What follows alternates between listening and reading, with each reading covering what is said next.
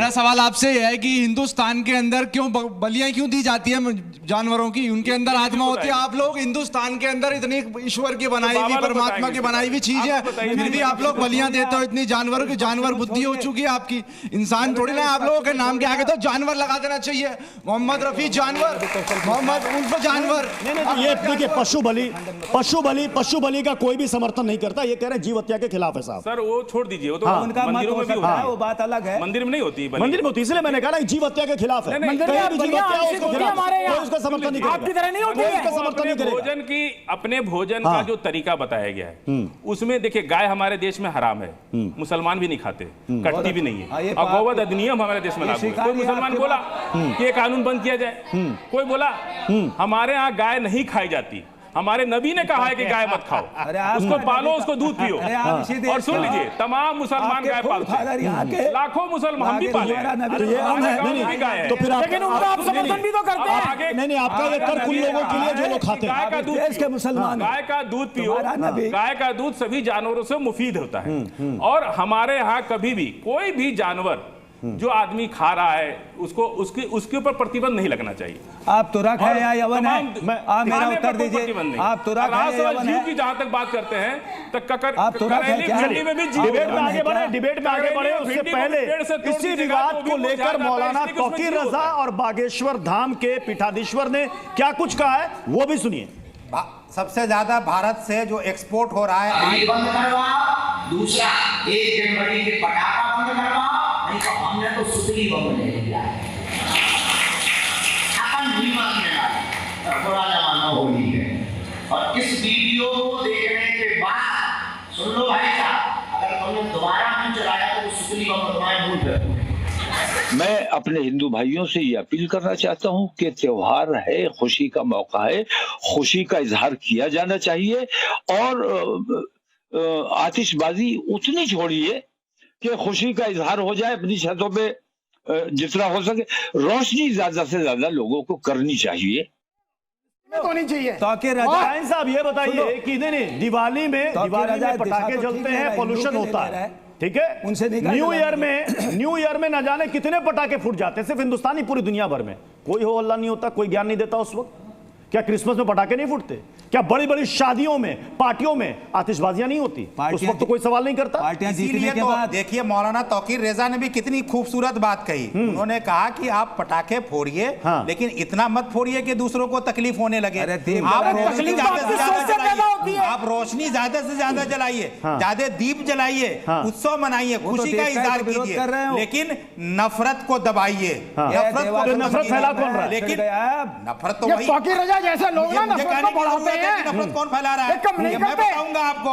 आप तो मुझसे ज्यादा जो रोशनी बंद करने की बात कर रहा है वो क्या कह रहा है? कि आप दिए जो रोशनी बंद करने की बात कर रहा है वो प्यार बांट रहा है, नफरत? वो प्यार बांट रहा है, नफरत?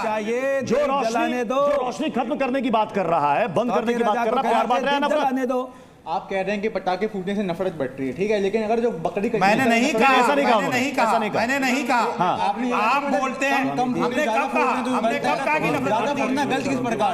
थोड़ा सा सुनिए और फिर यूज कीजिए। आपने ये कहा, देखिए कि आप जिस चीज को चलाया जा रहा है यहाँ पर, नहीं, उन्होंने ये नहीं कहा कि पटाखे मत फोड़िए। वो तौकीर रजा के बयान को कोट कर रहे थे। उनका कहना था कि पटाखे फोड़िए लेकिन कम फोड़िए। क्यों कम फोड़िए? अब देखिए, इनका सवाल, जो मूल सवाल था, बैठ जाइए, इनका सवाल ये था कि हम कम पटाखे क्यों फोड़े? साल में एक दिन का त्योहार आता है, उसमें भी आप इतनी पाबंदियां लगा दें। ये क्या आप कहीं पढ़ते हैं आप? हाँ, देखिए, ये तो बहुत कॉमन सेंस की बात है कि आप ज्यादा पटाखे फोड़ेंगे। सुप्रीम कोर्ट ने कहा कि भाई इससे प्रदूषण फैलेगा। सांस तो आप भी लेते हैं भारत में, आप सांस नहीं लेते। आप जो है मतलब सबको इको फ्रेंडली, मतलब सबको पर्यावरण का ख्याल रखना है, सबको पर्यावरण का ख्याल रखना है। तो उमेशानंद महाराज जी, एक सेकंड, उमेशानंद महाराज जी, ये पर्यावरण की चिंता उस वक्त कहाँ गायब? एक सेकंड साईं साहब, ये पर्यावरण की जो इतने शुभ चिंतक मिल रहे हैं, जो ज्ञान दे रहे हैं पर्यावरण बचाओ, बहुत अच्छी बात है, सारे लोग इससे इत्तेफाक रखते हैं। तो ये इको फ्रेंडली बकरीद के समय में क्यों नहीं होते? नहीं, वही ना, ये याद क्यों नहीं रखना है होते? कि आपका प्रश्न क्यों याद करेंगे? शायद इनको मैं आपकी इनकी जानकारी में बढ़ा दूं। ये उस वक्त बलि का शुरू हुआ था जिस वक्त मोहम्मद साहब ने ये सब प्रथाएं करी थी, लेकिन उस वक्त भुखमरी बहुत थी अन्य देशों में, तब ये वहां जाते। लेकिन अब तो आंशिक होना चाहिए, लेकिन बावजूद इसके ये आंशिक की बजाय दिन ब दिन करते जा रहे हैं, और हम कुछ कहें तो ये हमारे ऊपर सवार हो। उमेश आनंद महाराज, एक सेकंड, मेरा सवाल उमेश बात का जवाब देता हूं। आपने बड़ी अच्छी बात बोली, इको फ्रेंडली। देखिए, मैं इन दो बातों को समझाना चाहता हूं।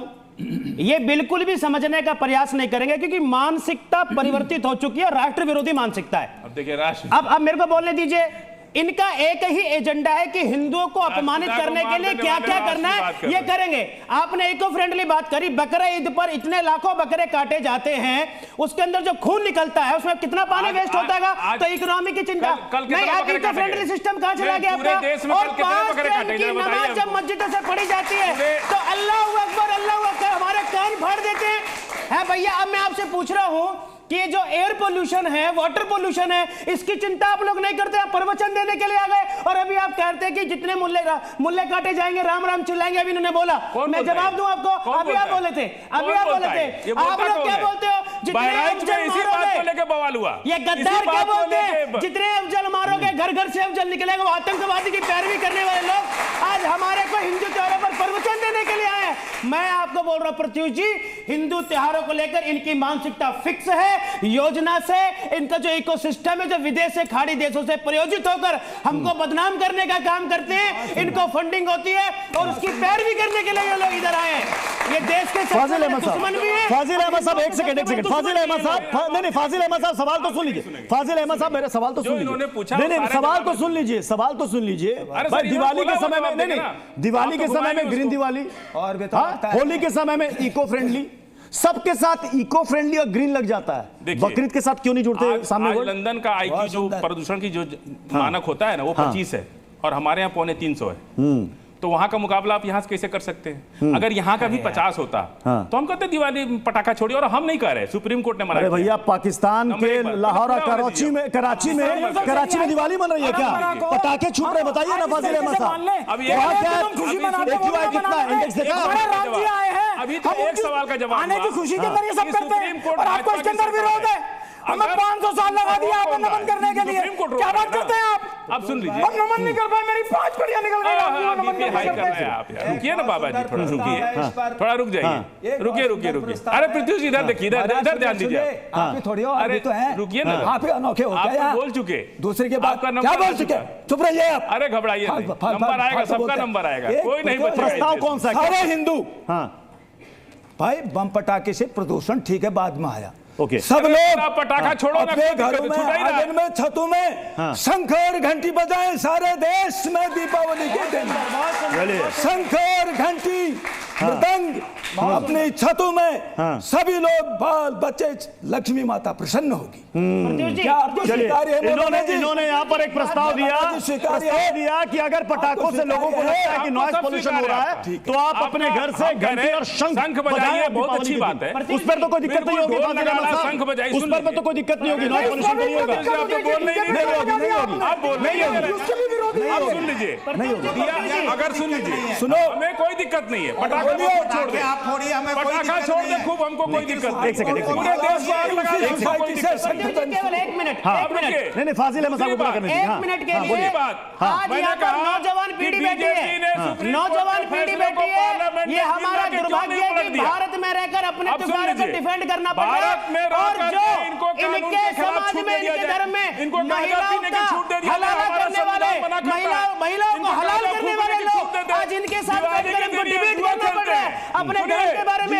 ये हमको प्रवचन देंगे, अपनी महिलाओं को हलाला करते हो, हलाला के माध्यम से हलाल करते हो, महिलाओं को हलाल करने का काम करते हो, महिलाओं को हलाल करने का काम करते हो, अपने धर्म में महिलाओं को हलाल। चलिए, देश का संविधान, देश का कानून किसी को कोई भी पर्व त्योहार मनाने से नहीं रोकता। पर्व त्योहार मतलब खुशियों का त्योहार, और वो सभी के लिए। बहुत बहुत शुक्रिया आप सभी का हमारे साथ इस बहस में शरीक होने के लिए।